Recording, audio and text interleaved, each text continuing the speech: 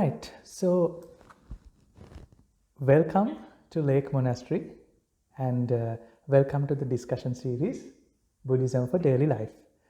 You can see it on the screen here. Okay, welcome to the discussion series Buddhism for Daily Life.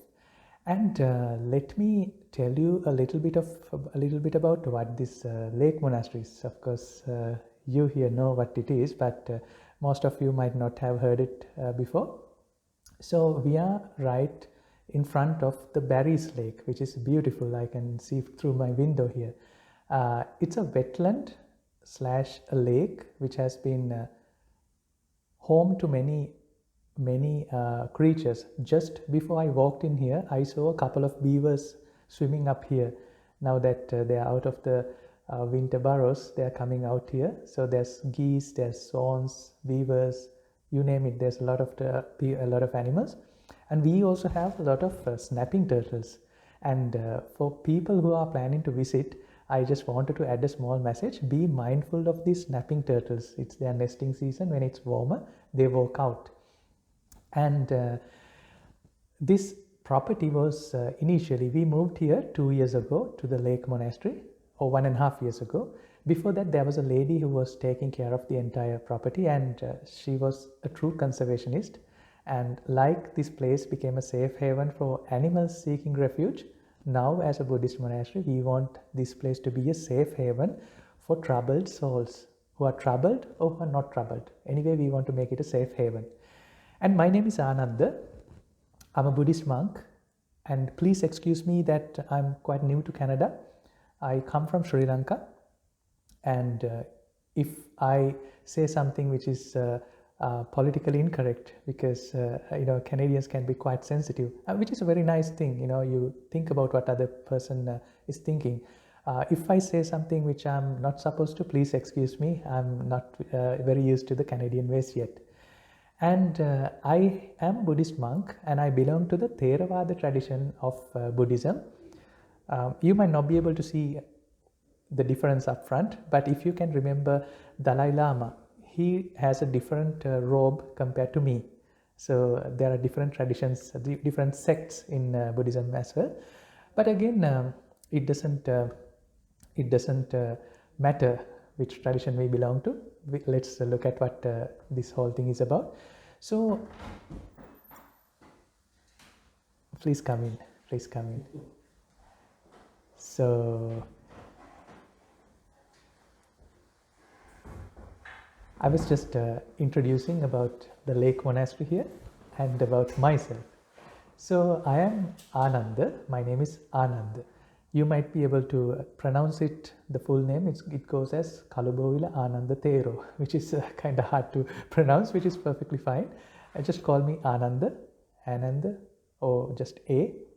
So I have become a monk. I ordained myself as a monk at the age of 35, which is 5 years ago. So you do the math and figure out how old I am now. So I was actually a layman, like most of you here. I don't see any yogis or people who are in a path of celibacy or monks here. So like you all, I have been a layman. Back in the day, I studied chemical engineering. So my background is more on the technical side. And then I started my own businesses and moved on to hospitality, travel and tourism, and even lecturing, innovation, entrepreneurship. So there's many paths that I took. And one thing I could tell is that although I became a monk at a later age, I had the monk qualities in me. So I will explain as we go. I don't think I have been depressed in my life. I was always very happy, and because in Sri Lanka, in India, sometimes you become a monk as a response to a midlife crisis. So that's not my case. I was perfectly happy. Everything was perfect, but I decided to become a monk, and I'll tell you why I decided that.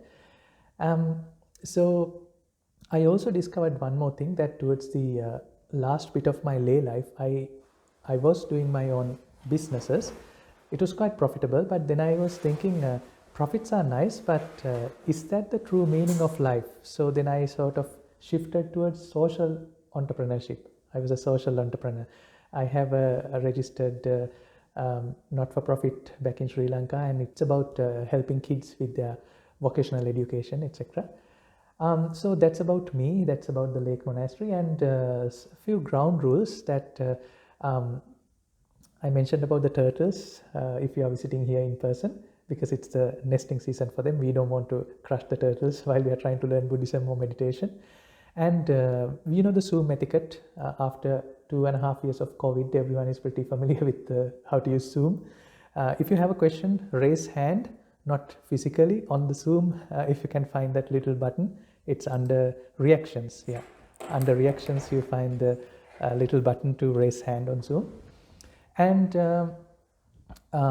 so we will be having this discussion from 7:30 to 8:30, but then sometimes the discussion is so nice I would not want to stop it right at 7:30. We'll let it go for a 15 more minutes, and I'm completely free for you to have a chat with me and let others who have other things to get back to their work.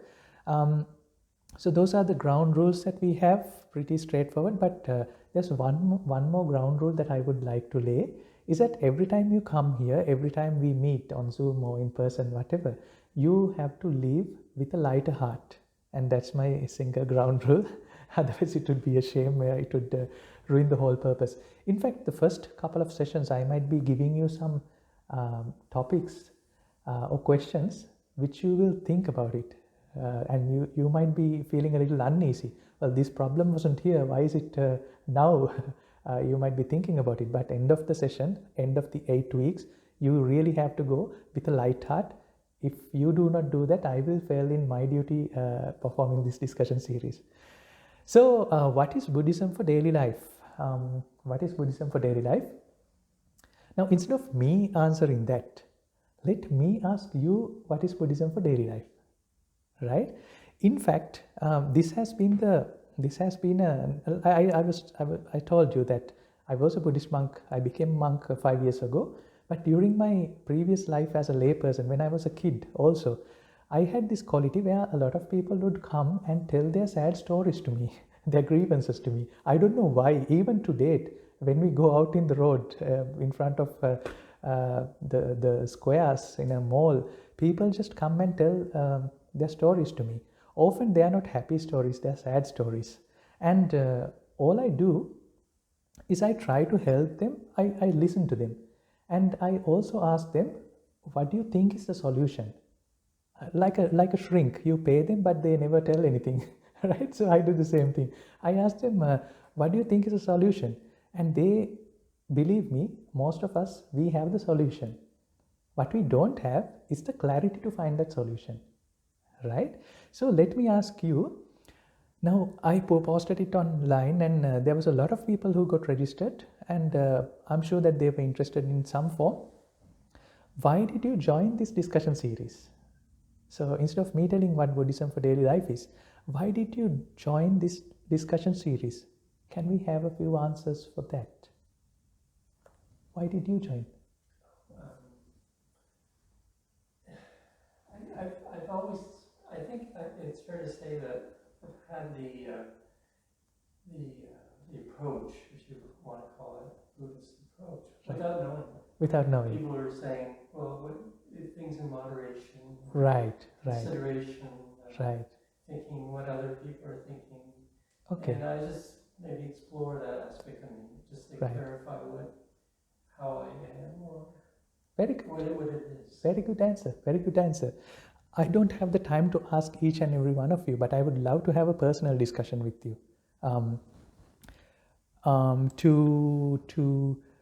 Nihal invited me to tap into my spiritual side and get back to my true path because I have been lost for a while. Very good, very good. Great answers. While these answers are great, I do not accept any of these answers. And the reason is not because you are lying to me, it's because we truly might not know what's our true intention of coming here. And my role here is today and during the next 7 weeks is to try to help you figure out what is your true intention of coming here. While it might sound like a very simple thing, it's a very profound thing. We often do not know what we want. And my goal, again, at least what I'm trying to do, is to become a facilitator to help you discover why did you simply came to this Zoom discussion, in-person discussion, why did you select this, right? So that's a very important question. Why did you join this discussion? And often, like I mentioned, we are looking for answers. Now you have purpose, you think this is why I joined, and yet then you're looking for answers. But believe me, answer is not the hard thing. The hard thing is to figure out the question. That's the difficult thing to do. In fact, it's easy to get answers, but it's difficult to find the question that we are trying to ask. That's the hard thing, right? So why I'm saying that is sometimes Buddha, who created Buddhism, we'll get into who Buddha is. Buddha was sometimes referred to a mirror. Buddha is a mirror. Why? It's because mirrors, they show who you are. Unless it's a magic mirror like on those stories, a mirror would show who you are as it is. So in a way, Buddha was a self-reflection for people who came in front of him, right? So I'm going to do the same thing with you. And during this discussion, I will also briefly tell you what Buddhism is. I will tell you what Buddhism is. But before that, let me share. Now hang on, share the screen. Before you came here, I sort of asked the question on the meetup, why did you come here? And I got a lot of answers for that. Let me share some of those answers. So this is what I got.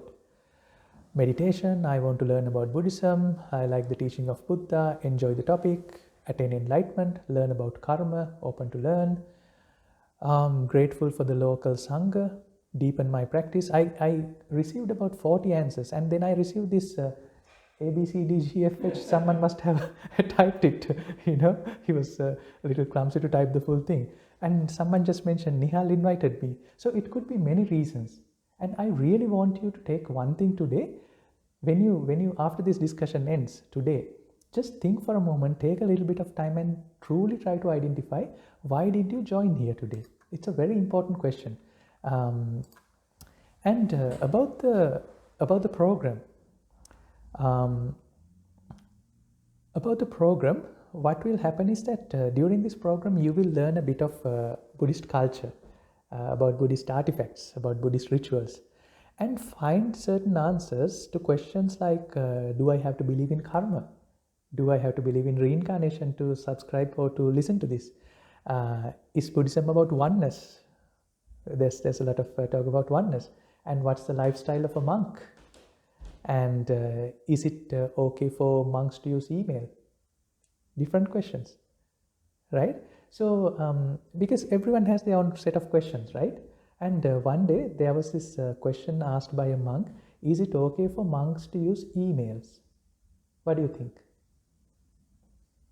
The master said, it's completely fine for monks to use emails as long as there are no attachments. Right? So let's find answers to all this. We'll learn about all this, and more importantly, I want you to understand and learn how to apply these teachings in your daily life. And more importantly, the final objective of this small discussion is to open you a path of seeking. And during this, you will also get to know a little bit of trivia of what Buddhism is. So having said that, let me start with the more softer things before we get to the full program. So trivia.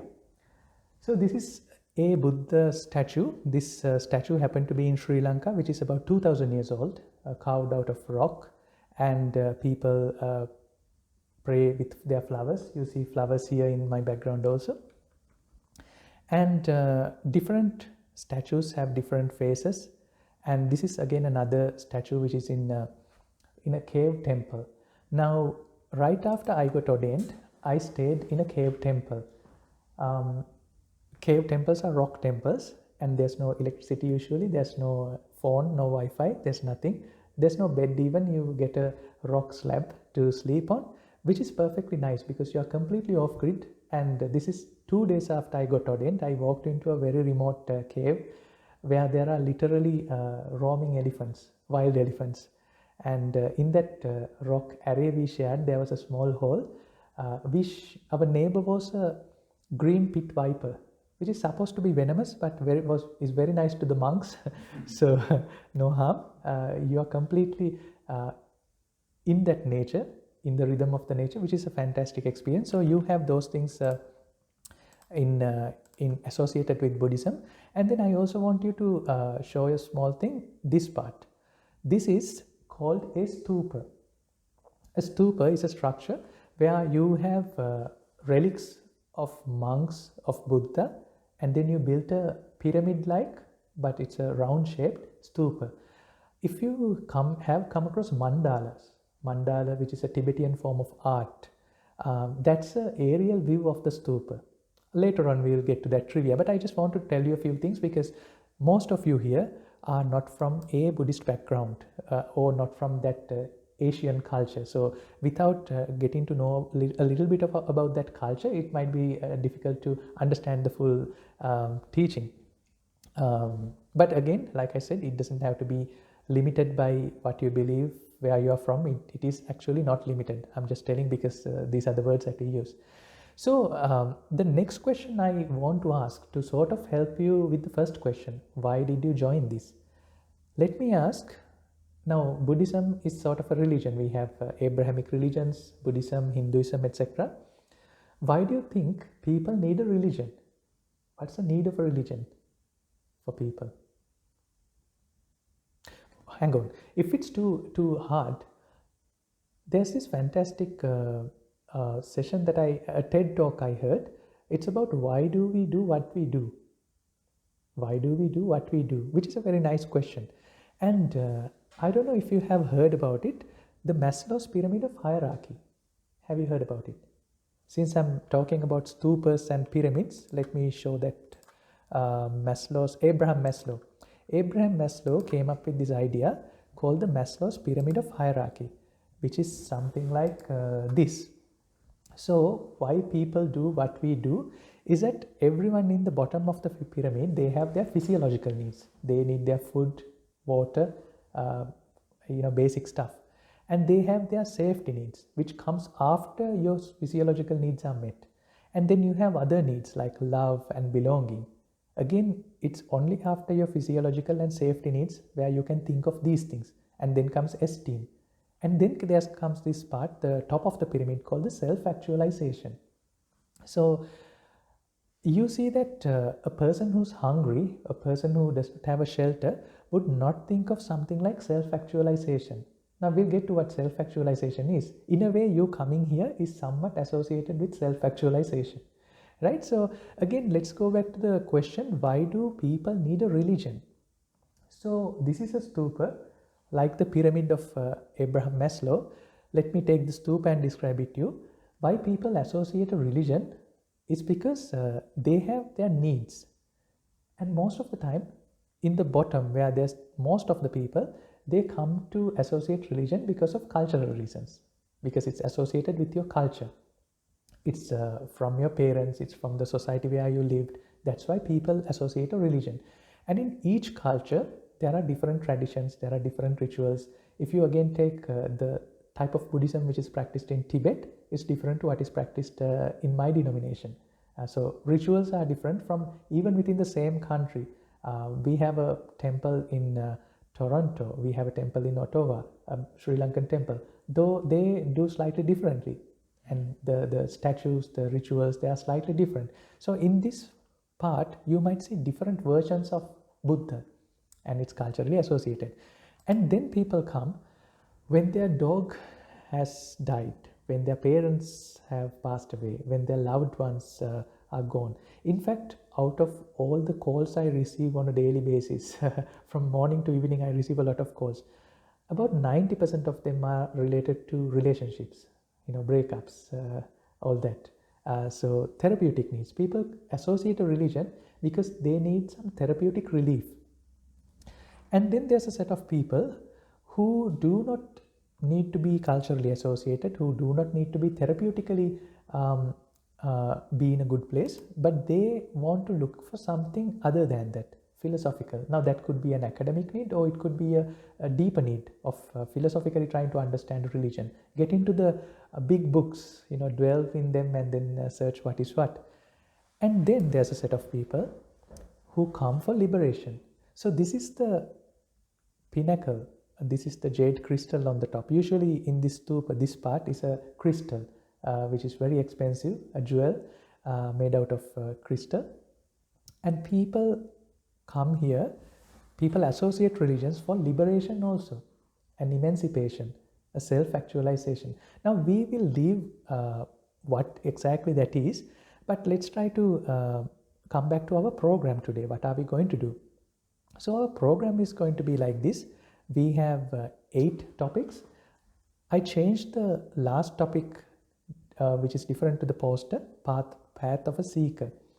Now, like I said, give me a second.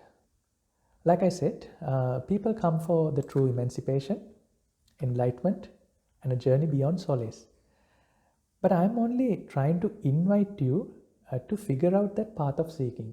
Because see, 8 sessions of 2 hours, which is only, or 1 hour, it's only 8 hours. If you stay for 1.5 hours, it will be still 12 hours. In that short period of time, I don't think you can figure out the full Buddhism. Now, I have been a monk for less than 5 years, almost 5 years, and that's about 20,000 hours if you put the full-time effort, because I'm full-time living it, right? So it's very hard to learn something in a short period of time. That's fine. And also, in the modern day, we have the instant versions of everything. We have the shorter version of everything. For example, yoga. I know that some of you here are yoga practitioners.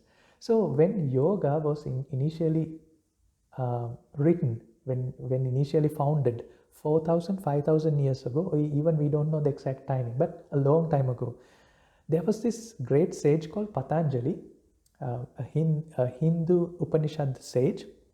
He came up with this nice book called Yoga Sutra, Patanjali's Yoga Sutra.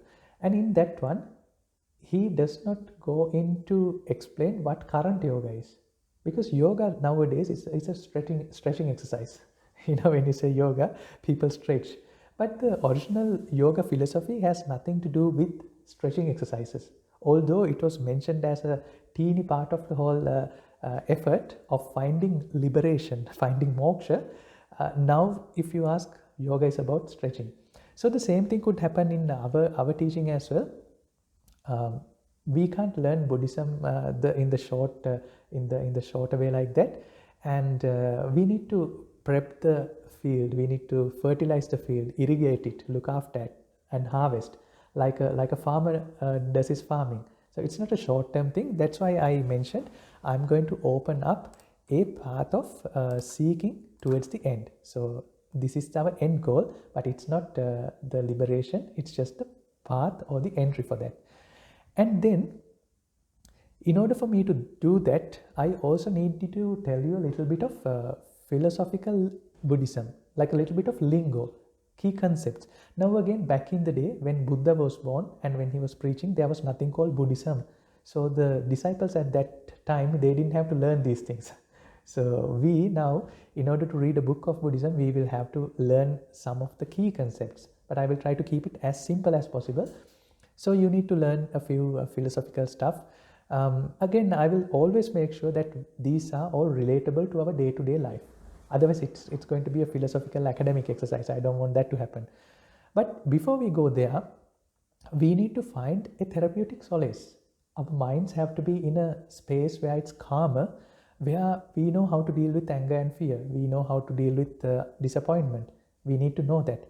But most importantly, we need to find what is the question that we are trying to find the answer for.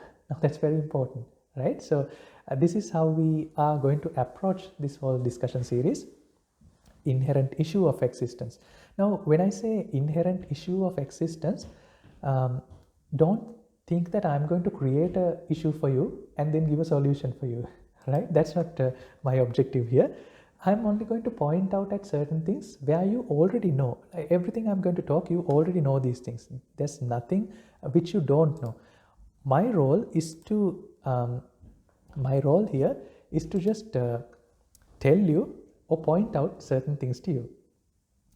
It's like, let me take an example. Back in the day, I was here at a sweat lodge, which is done by the First Nations here. And while it's fantastic, sweat lodge is fantastic. Imagine 1,000 years ago, people must have been enduring a lot of negative weather, minus temperatures, and now we are so fortunate we don't have to endure that. The same thing happened in Siberia. The last ice age, people were dying of cold, while Siberia happened to be right above very rich oil. There was oil. There was mineral fuel there. So they were sitting on top of these oil fields, and they did not know how to use it, and they were dying out of cold. So this is what happened to us also, that all the ingredients we need are just lying there, but we don't know how to connect that, right? So let me take that part. So again, I'm not going to come up with a problem for you and then tell you the solution. What I'm going to do is show you this is what as it is. Okay, so going back to the next part, I will also tell you a little bit of trivia. But more importantly, if we ask for whom is this program? Now that is the question I want to keep asking you. So this is the inherent issue of existence, therapeutic solace, philosophical Buddhism, but awakening is my true goal of you coming here. And then if you look at it, it's a self-actualization process, right? Like I said, people would have come here for just being interested in the topic, inquisitiveness, or feeling sad, broken-hearted, forced to come here. Sometimes, the second generation kids, parents ask them to come to the temple. That's why they come. So I want you to, again, let me remind, carefully realize, why did you come here and join this program, right? That's a very important question. And then I also want to tell you something. When we approach this whole subject, is Buddhism a religion at all? I was discussing why people associate religions. Now, I have a nice book in my room written by Bertrand Russell, and how it starts is that the difference between the dogmas and philosophies. Religions often falls under the category of dogma, right? What he says is that the difference between dogmas and philosophies is this.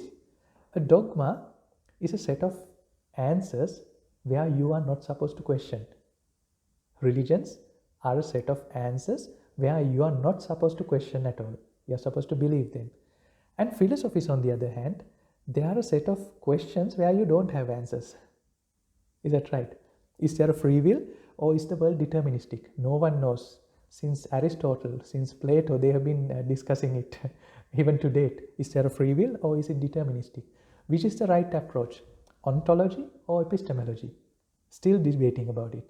So philosophies are a set of questions where we don't have right answers or one right answer. Dogmas, on the other hand, are a set of solutions, a set of answers where you cannot question. If you try to question them, you are a wrong person. But Buddhism does not fall into that category. You can question Buddhism. That's a fantastic thing which happened. In fact, let me tell about myself. I come from a more back in the day, I was born to a Buddhist family. I went for my kindergarten and my junior school to a Catholic school, a Christian school, and then when I came to the capital in Sri Lanka, I was hanging out with my Muslim friends. So I was exposed to a quite multicultural place. By the age of 9, I was thinking, which religion should I adopt? Should I adopt Buddhism? Should I adopt Christianity? And then it hit me, whatever I am adopting, or whatever most people have adopted, they have adopted it because it was a present from their parents, not because they truly subscribed to it, because it was a gift from their parents, like an inheritance. And I thought, well, I'm going to tell I don't want this inheritance. I'm going to be open-minded.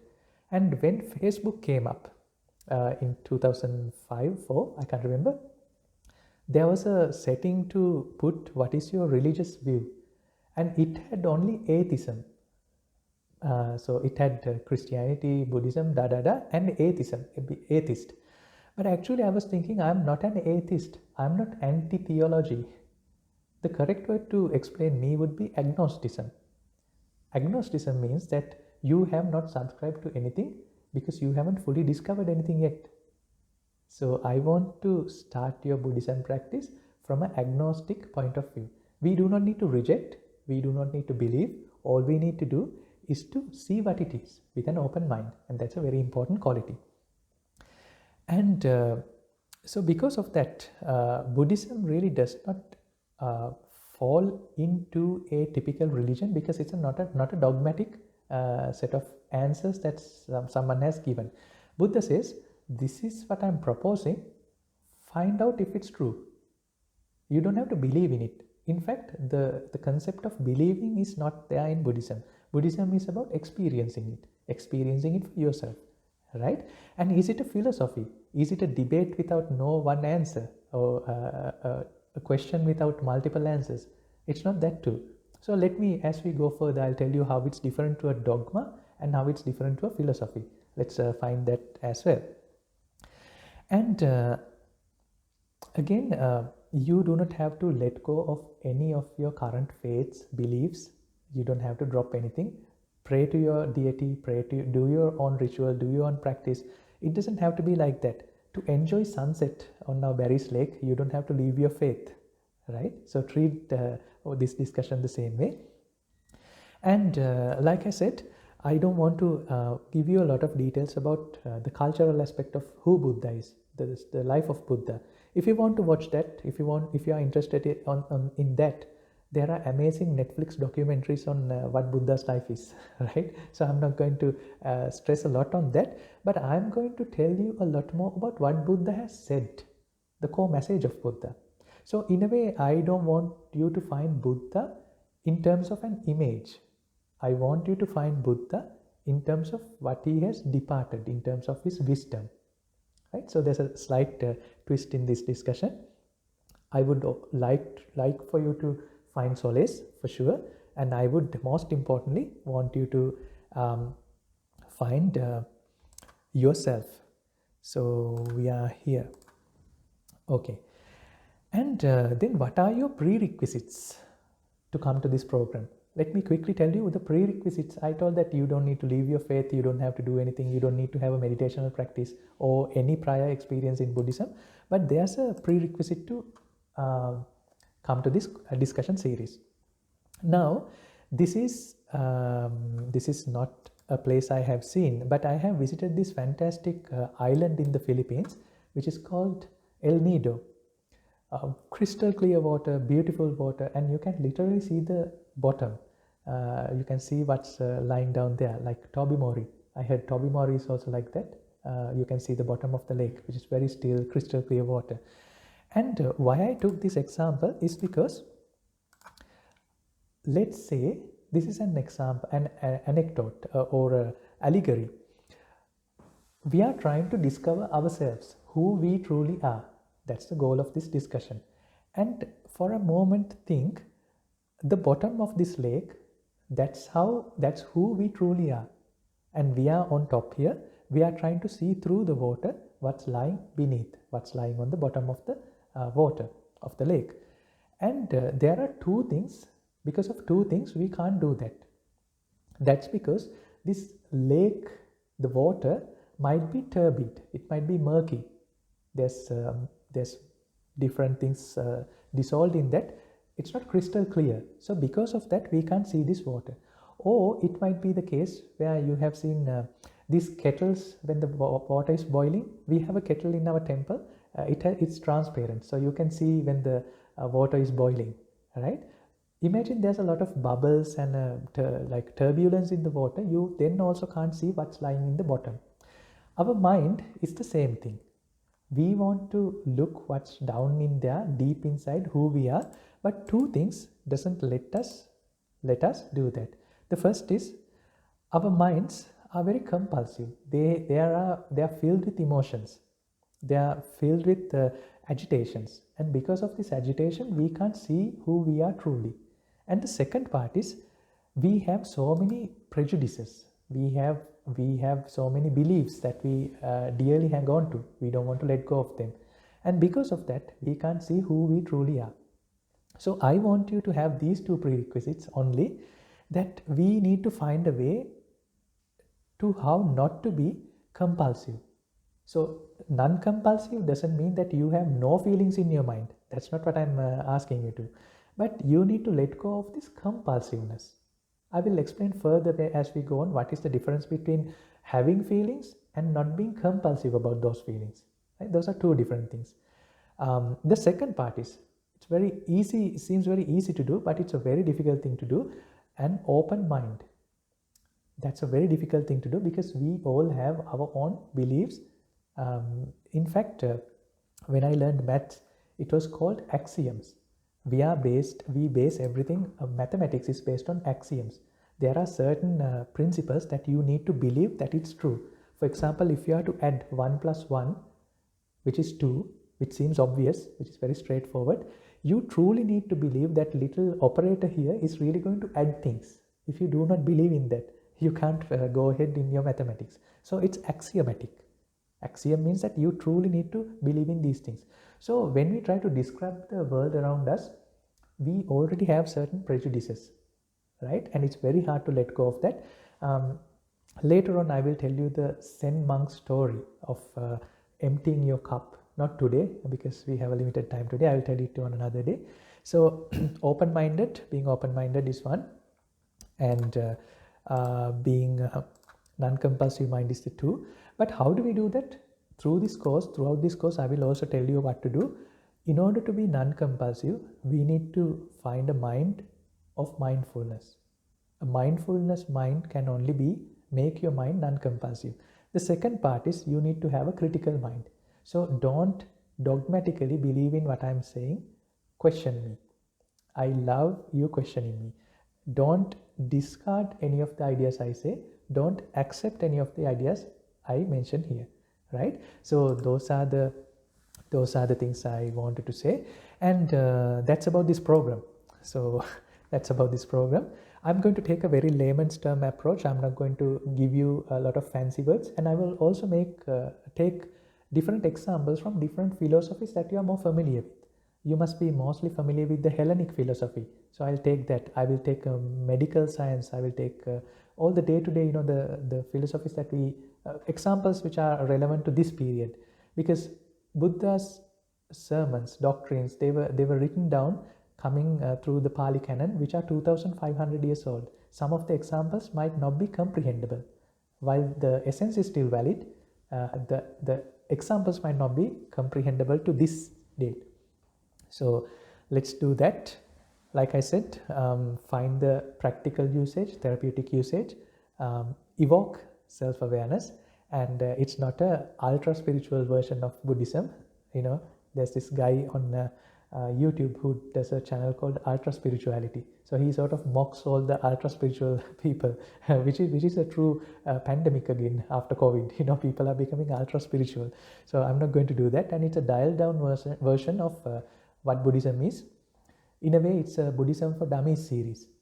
There's finance for dummies, Buddhism for dummies. So this is a Buddhism for dummies. Why I use the word dummies is because there's this thing called ignorance, which we are going to talk a lot as we go on.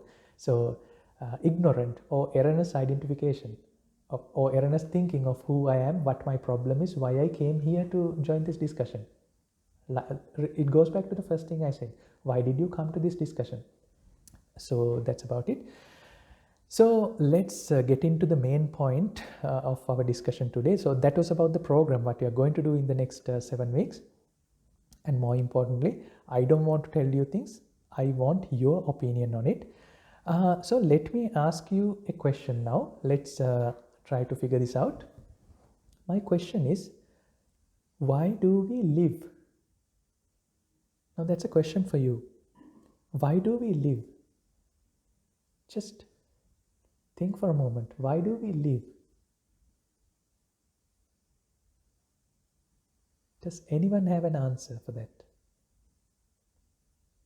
Okay, let me help you. Before we go to answer or trying to figure out why we live, let's try to figure out what is life. Now that should be a fairly easy question, right? What is life? Biological. Biological. Let me even dial it down. I said this is a series of Buddhism for dummies. Right? So, what does the living have and the dead does not? Should be easier now. Senses. Okay. Now, back in the day, I had this bad habit. Whenever my parents take me to funeral homes, I poke the one who's lying there to see if he's responding, because I was very inquisitive about why is he lying, at an age where you don't understand death. I was doing that. And guess what I have discovered? They don't respond. Right? So what a live person has, or live being versus a dead unliving person does not have, is that they don't respond to stimulus. But we can't for sure, or at least I can't for sure tell that they don't think or they don't feel, because I'm not dead yet. It will be difficult for me to give a conclusive answer about that. But we know for sure that they are not responding to sound, they are not responding to touch, they are not responding to vision. They are simply seem to be absent of those things. The closest to death you experience daily is the sleep. And during sleep, let me tell you that you think you know so much about yourself, but you even don't know about your sleep. What you know is just before you fell asleep and right after you are woken up. The dreams can be taken as another form of another form of awareness, which is not, I'm talking about the deep sleep, the deep REM sleep. You have absolutely no idea what that is. It's a mystery. So you see, we think we know a lot about ourselves, but we don't know what we do 6 hours a day, every day, right? We know just before we fall, everything happened to our body, to our mind, just before we fell asleep, right after we've woken from that REM sleep, right? So dead does not have these 5 senses, no sensory experiences, no biological activity like you said. And he does not, at least we think that he does not have mind activity. He can't contemplate about the future. He cannot be sad about what happened in the past, at least the dead body. Because if you plug him into a fMRI, you don't see any brain activity in that dead body. So we should assume safely that he can't think. Maybe his soul outside might be thinking about that, but at least that body is not thinking about anything. And that dead body cannot associate with people. He can't hang out with his friends. He can't go to places. He's still in that coffin.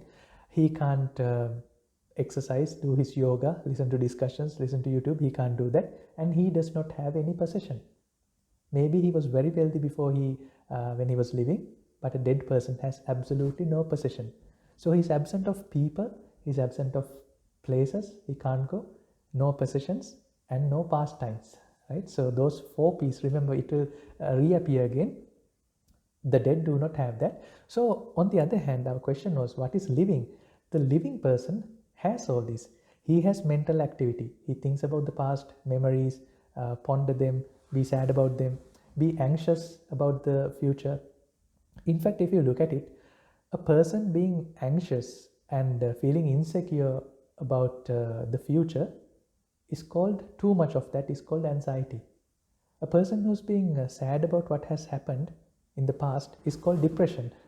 So at the end of the day, we'll try to find an answer for depression and anxiety and our bipolarity, right? And so let's get to the bottom of it.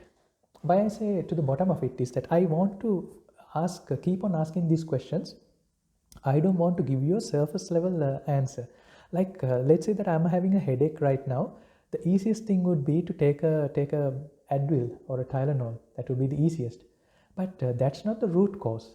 Maybe it's a tumor deep down here. Maybe it's a symptom of a grave problem which is underneath. So let's have the same approach in this discussion series. I do not want to give you Advil, but I will give you a little bit of Advil as therapeutic solace, which is also needed. But the main purpose of this discussion is to not give you Advil or Tylenol. Literally, I'm using a lot of cross-referencing and examples and anecdotes and allegories. Don't confuse between that and my message, okay?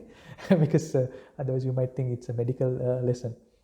And the next part is that let's try to figure out, now that we know what is life, what is the purpose of our existence? Now you might be a little clear about what you want to do. Can I have some answers from the Zoom? Why do you think? What's the purpose of your existence? Can someone tell me? I know it's a very hard question to answer.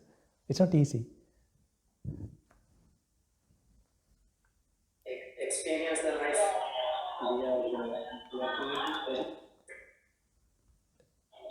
Sorry. Right. So I'll first ask Jane.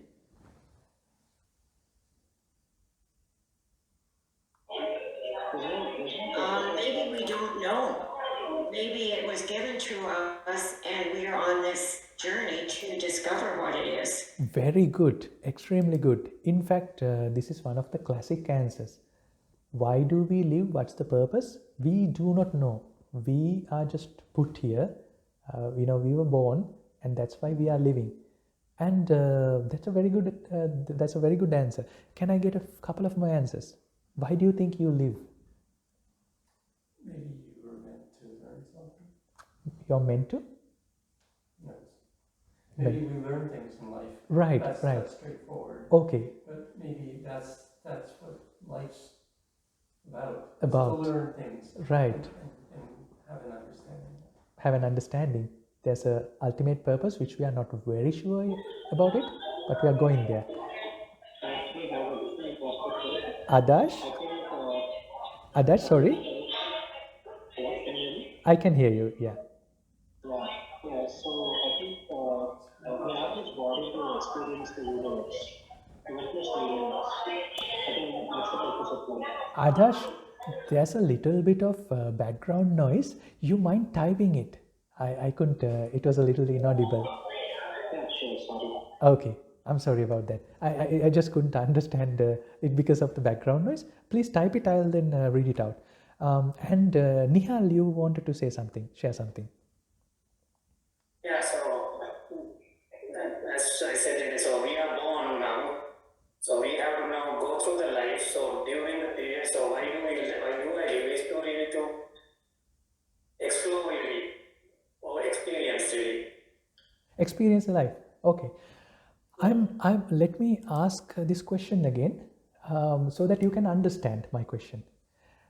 Now you are here because of some reason, that you were born, you want to learn, you want to experience, etc. Now let me ask you this question. Are you happy to die right now? So I'll always ask the other question. Are you happy to die right now? No one would say in his right mind. Yes, I am. You are, Lily. Very good. That's very few people give me that answer. Most would say, well, your questions are nice, but I don't want to die right now. Right? Which is very good. And when we try to, so apart from Lily, I'll get to Lily. I'll tell you a few reasons why you would not want to die, right? Can you think why would you not want to die right now? To understand why you are living. To understand why you are living, to find an answer to this question I'm asking. That's a good reason. But just assume if this in front of me is a water, it's not water, it's poison, right? If I literally, not as a thought experiment, if I give it to you right now, like right this moment, are you willing to drink this? Most likely no, except for a few maybe. If you are not willing, why is that? What keeps you from not doing that? What keeps you from not having this poison water, poison vial? Prasadi? I was thinking about why we cannot die, the reasons. Right. Every time I'm thinking about that, what will happen if I die right now? Very good. And I'm thinking that there are so many attachments, so many things that maybe I need to do, and I haven't done. Very So good. those kind of things comes to my mind. Very good. So let me put a shorter word for that. My responsibilities. Okay, and things I need to do. Very good. Very good. Responsibilities and things that I want to do in life. Let's ask Kim. What do you think, Kim? Why do you not want to die? I think the basis of it is fear. Fear. Fear of the unknown. Very good. Very good answer. Very good answer. Very good answer, Kim. Let's ask. Thank you. Yes, Kim? Oh, I just said thank you. Okay. And let's ask Jean.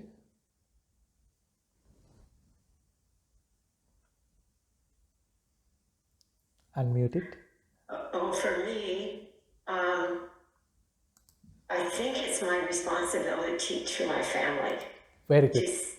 I want to see them in a happy place, and I feel somewhat responsible for helping my daughter and my grandchildren get there. Right. And yeah.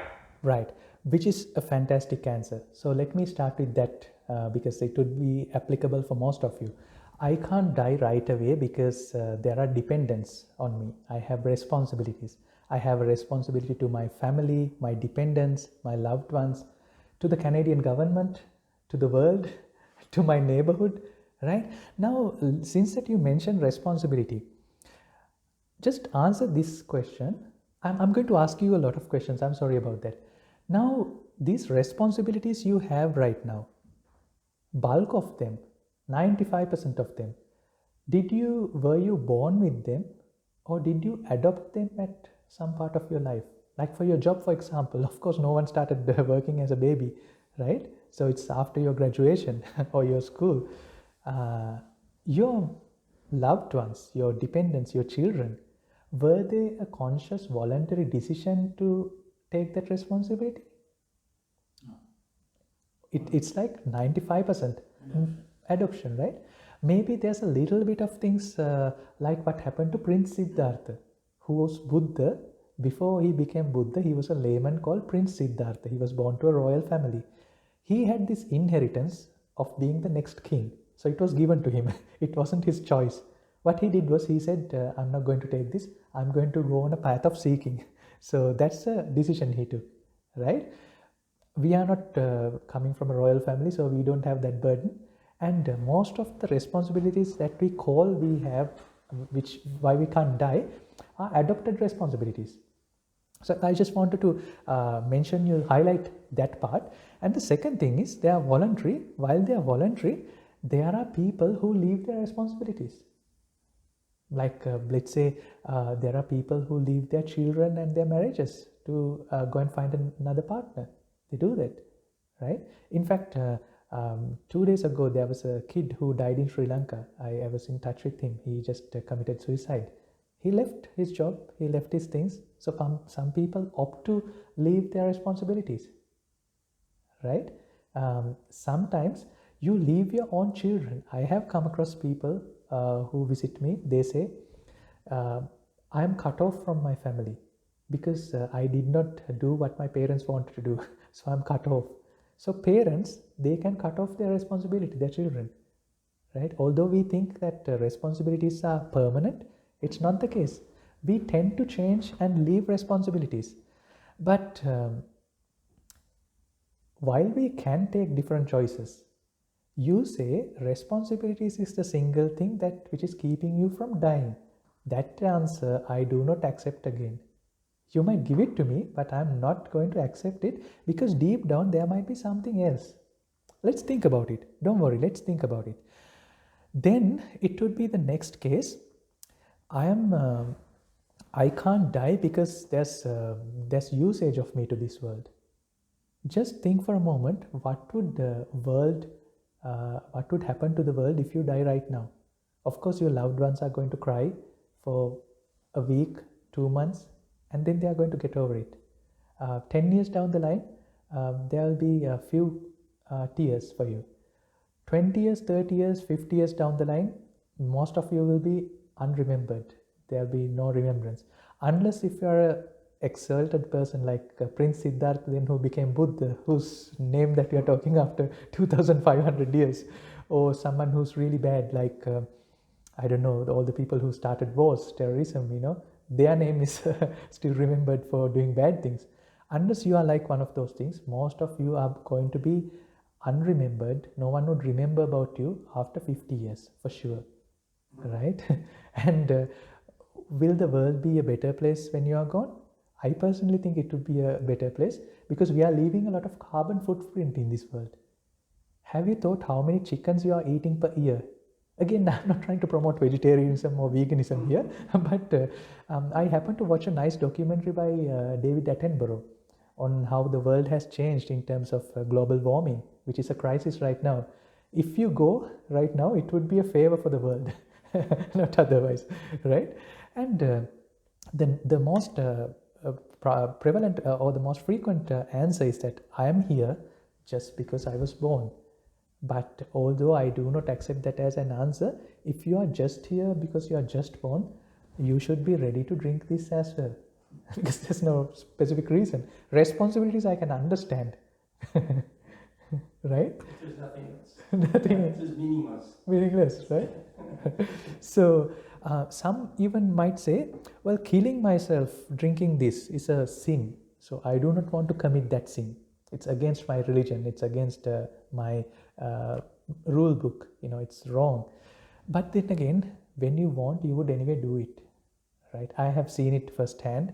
When you really want to do it, you would do it. You don't care for responsibilities. You don't care for what is sin in your religion.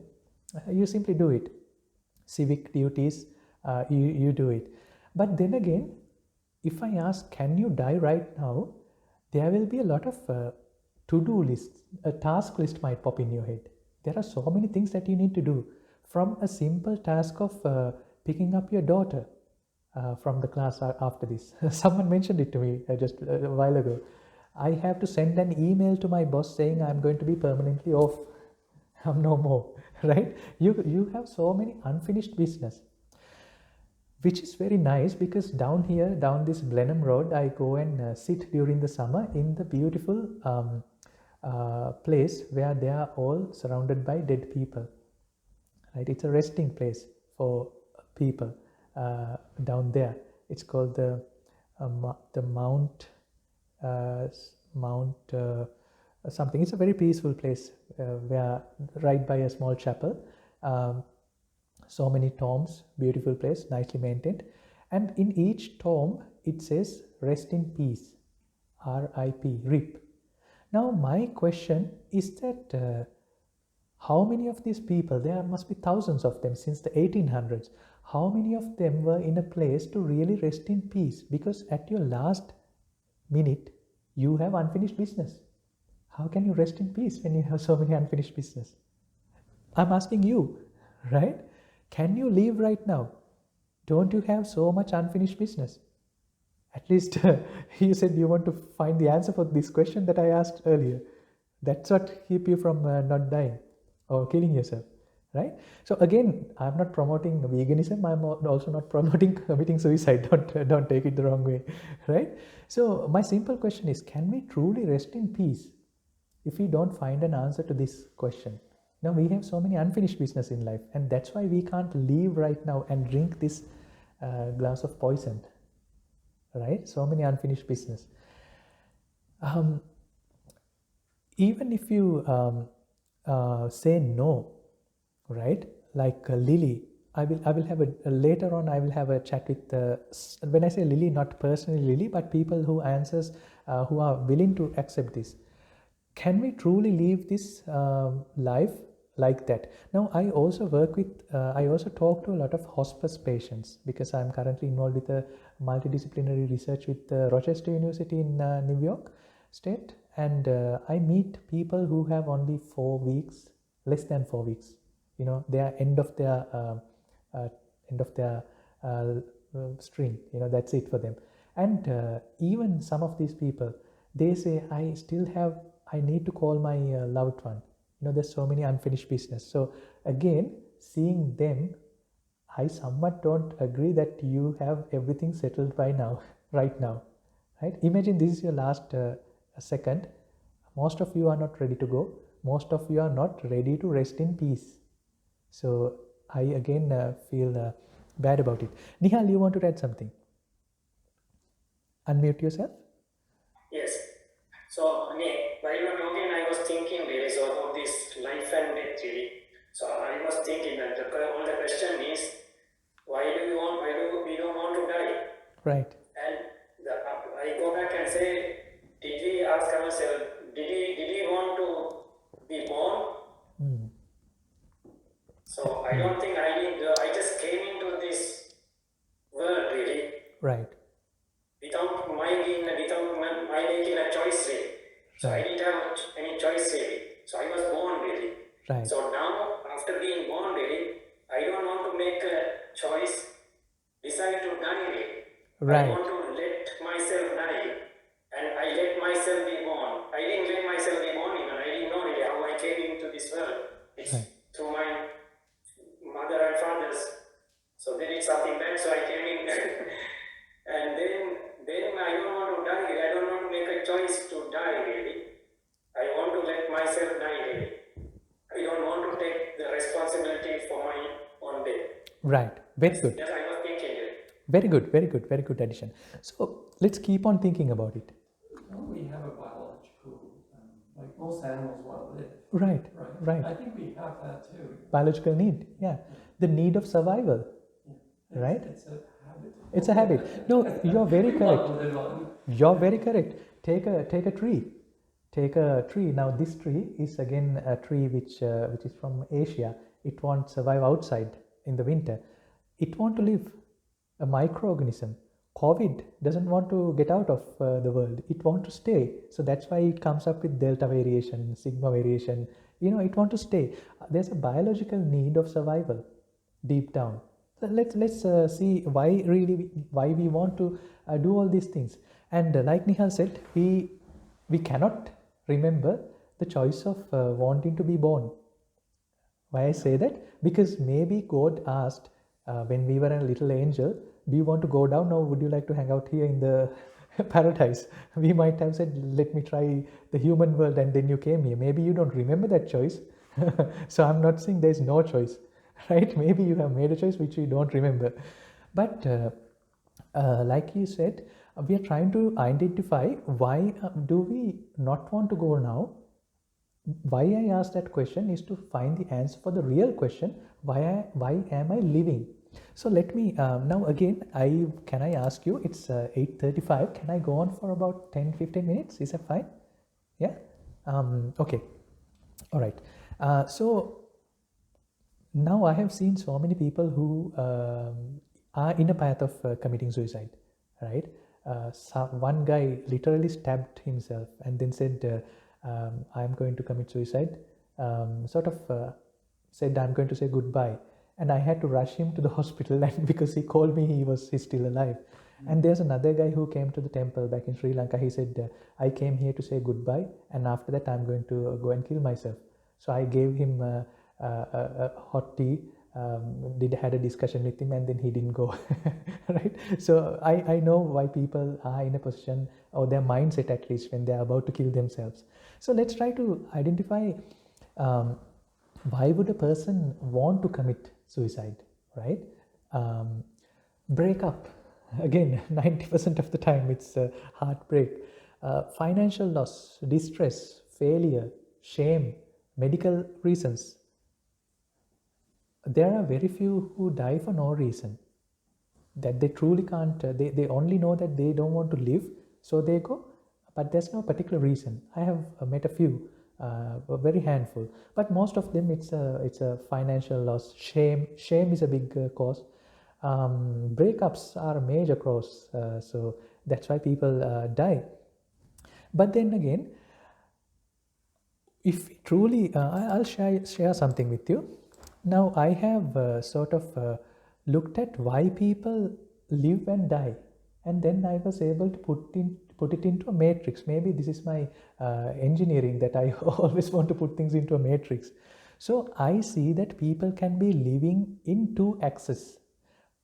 You can be either happy or you can be sad. You can be hopeful or hopeless, right? And when you look at people who want to die and people who want to live, usually when people are happy and hopeful, you don't want to die. You simply don't want to die. When you are hopeful but sad, you still don't want to die. You can be sad, but if there's a little glimpse of hope, there's a little bit of hope, you still do not want to die. And then there are people who are sad and who does not have a hope. They are the ones who really truly want to die. Yeah, they don't want to live. They are sad as well as they are hopeless. And then there's a set of people who are happy and hopeless. Can you give me an example for those type of people?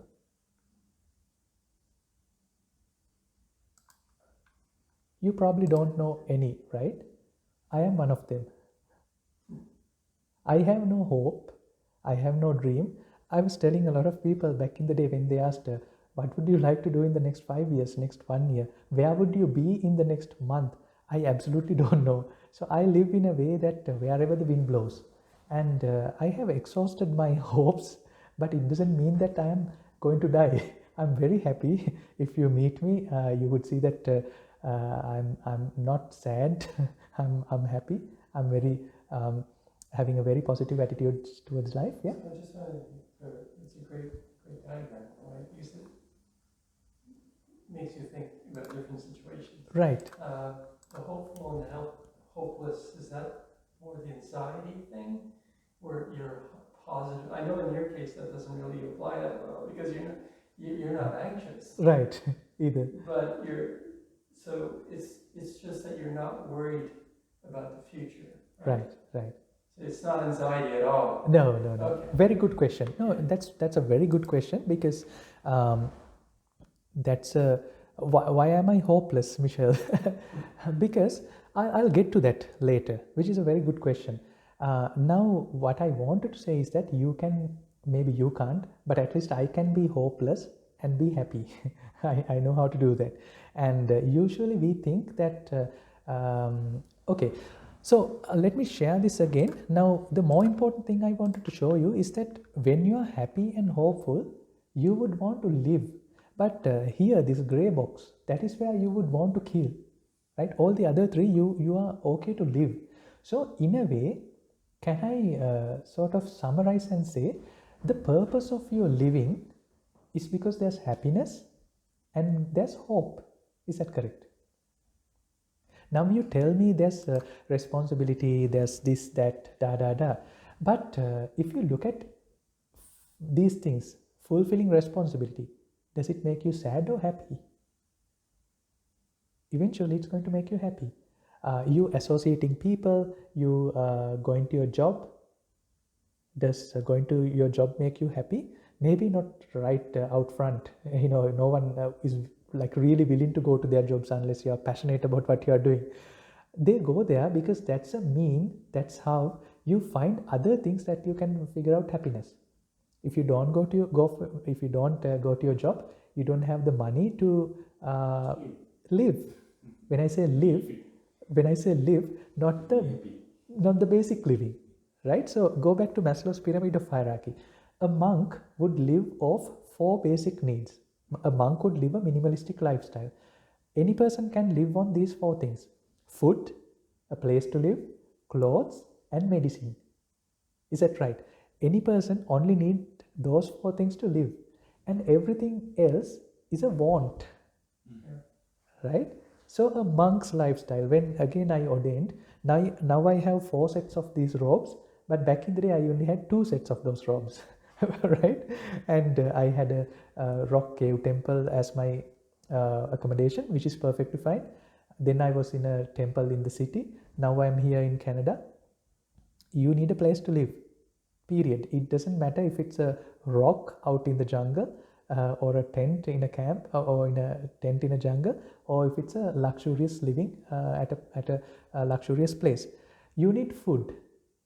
right? But do you need cheesecake? Do you need fancy, fancy food, 7-course meal?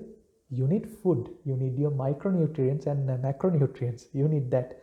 Rest is a need, a want.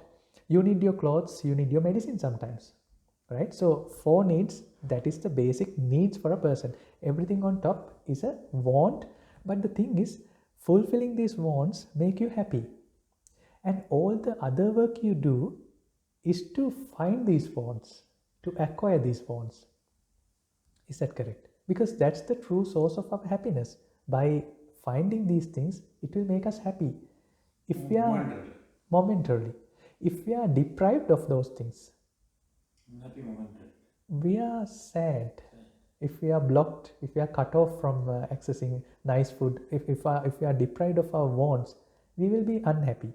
So for people, when they come across different reasons, they are deprived of those things, then they become sad. But still, if they have a glimpse of hope, they might still live. And when that hope is gone, they would die. Right? So now, in a way, I don't know if it was, if you figure out a reason why you live, just keep thinking about this, and I will officially try to stop this discussion here, but we'll continue this discussion. Feel free to stay with me and answer your unanswered questions. I'm not going to give you an answer today. I'm going to keep you asking questions. Why I do that? Not because I'm so interested about your lives, because I want you to find yourself. The first question is, why did you come to this discussion? Why did you walk in here? Why did you join it on Zoom? Why do you want to listen to this? The second question is, why are you? What is the purpose of your life? Why do you live? Right? So those are the 2 questions. And we'll stop it from for there today, but I also want you to tell a small thing. Now, there's a entanglement between this hope and happiness. When you are happy, you become hopeful that you want to recreate that same happiness again. In a way, that hope is again happiness. Is that correct? Being hopeful makes you happy. Being happy makes you hopeful. So there's a little bit of a knot like that. I will show you many more knots in your life like that, which we again, like I said, everything I said today is nothing new. You all know this. My purpose here is to show certain things, highlight certain things, and give you that clarity, right? So with that, we'll officially stop it for today. Please feel free to ask any questions that you have. Isn't that grasping if you take the happiness and you want it, and because you want more of it? I don't think I agree with you, sir. I think if you're happy, you accept it as a gift, and that's it for today. And if you're lucky enough to have happiness tomorrow, then again, you're grateful. Very good. That's the word I was looking for. Right, grateful, yeah? Yeah. That's very good, which is very true. But if we look at how we operate, our modus operandi, so we come across something which is very nice. We are happy, we are grateful for it. But in the back of my mind, I have a small likeness towards that. The next time I go to the restaurant, when I see all the options, I would like to have this drink because I liked it. It made me happy. And there were certain things which did not make me happy. I would want to leave that out and select this one. No. I would want to have that one because I've never tried that one. I know that one made me feel good, but I haven't tried that one. Right. So, no, I don't agree. No, that's very good. That's very good. Like I said, you don't have to agree with me at all. Let's try to figure this out. Sure. Is there any habit in the life of Lily? When I say Lily, not you, but everyone, yeah? Yeah. Do we have habits in our life? Do we prefer tea over coffee? Or do Yes. we, yeah? So let's say between tea and coffee, we prefer coffee than tea, No. right? Tea. Okay, tea. Why do we drink tea but not coffee? Because we like it. Mm-hmm. That's our preference. But if I went into a tea shop, Right. I would never get what I drink at home every day. Yeah, there could be different options, and trying out different things makes you happy too. I Yeah. would. Yeah. I wouldn't say because it made me happy, just because I'm curious. Right, right. So that is very true. Actually, there's a study which is done. It's actually based on pornography, how people watch porn. But the study applies. Yeah, Did you say watch porn? yeah. But it applies to YouTube. You know how they decided on the YouTube algorithm. They say that. Have you heard about the app called TikTok, which is very famous among the kids these days? Yeah. Luddite, yeah, sorry. Yeah, right. So they have figured out the works of our brain. In fact, you are mostly happy looking for options, Ah, right?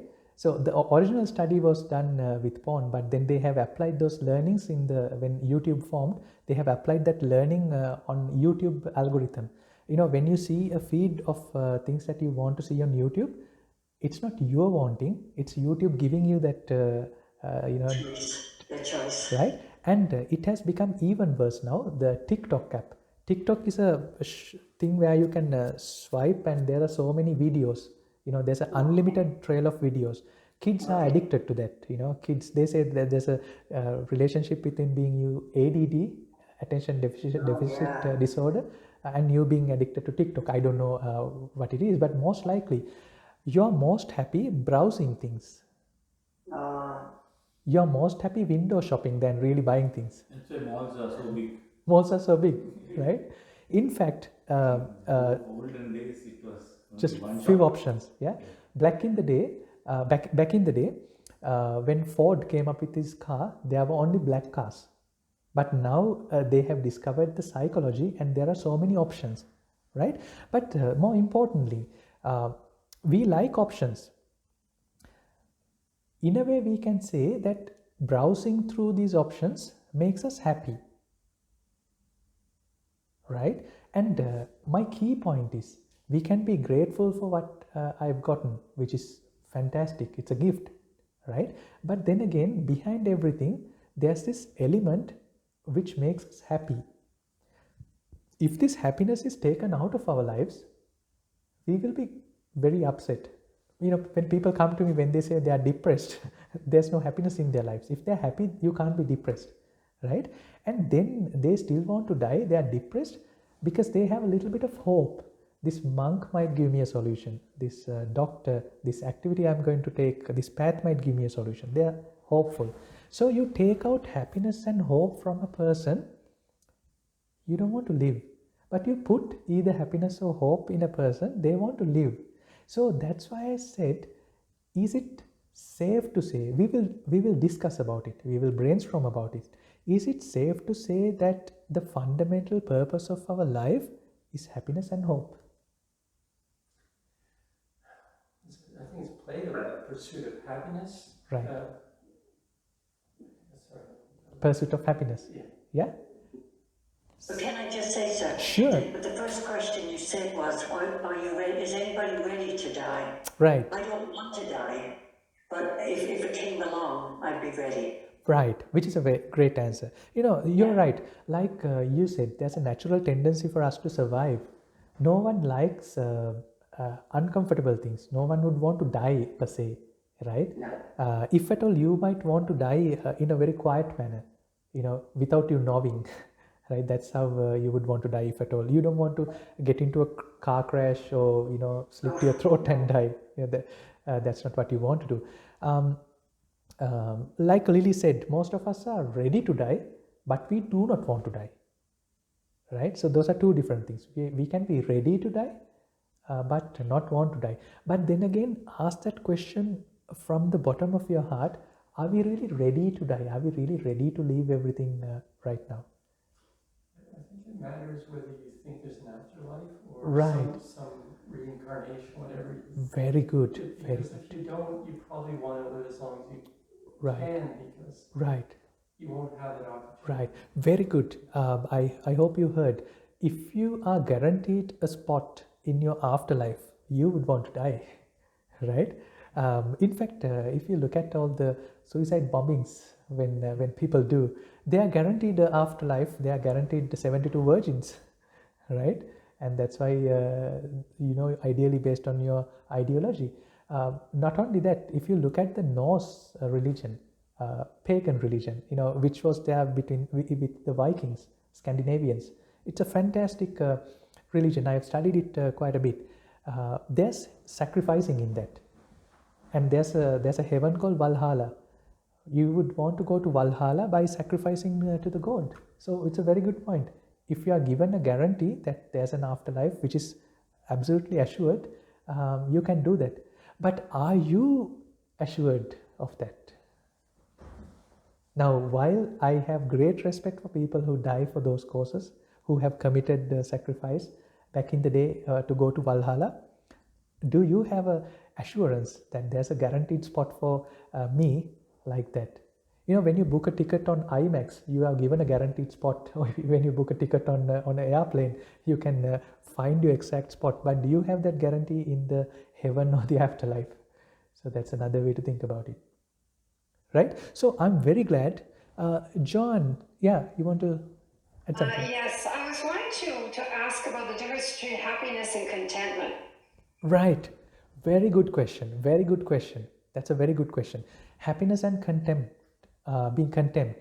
What do you think is the difference? I know there's a difference, but I can't exactly define it. Right. I find that that is absolutely. I find the happy word a really, really kind of airy word. Right. Where I find contentment is deeper inside. Right, right. That's a very great question. In fact, I'm going to talk about it hopefully on the second day, right? What is happiness? Right? Okay. So, which is a very great question. And you might see that I'm trying to establish a common definition for most of these things that we discover, or at least we talk. We think that these words mean things, but let's try to get to ourselves and try to establish what's the true meaning of that, right? So, so let's do that. Don't worry. Let's take our time and we'll try to figure these things out. Again, you might see that all these things you know already, right? I don't want to tell you anything. I might want to tell you a few things about basic models of Buddhism towards the end of the discussion, like certain words. But this beginning part, it's all your knowing. It's not my knowing. I just want to come to a common agreement and then go forward based on that, right? So again, please be free. If you are leaving now, I will let you do two things. Think about why you joined this discussion. Very important. Why didn't you go and watch your YouTube or TikTok for that matter? Why did you join this Zoom discussion? Took 1.5 hours of your valuable time. The second thing is, why am I living?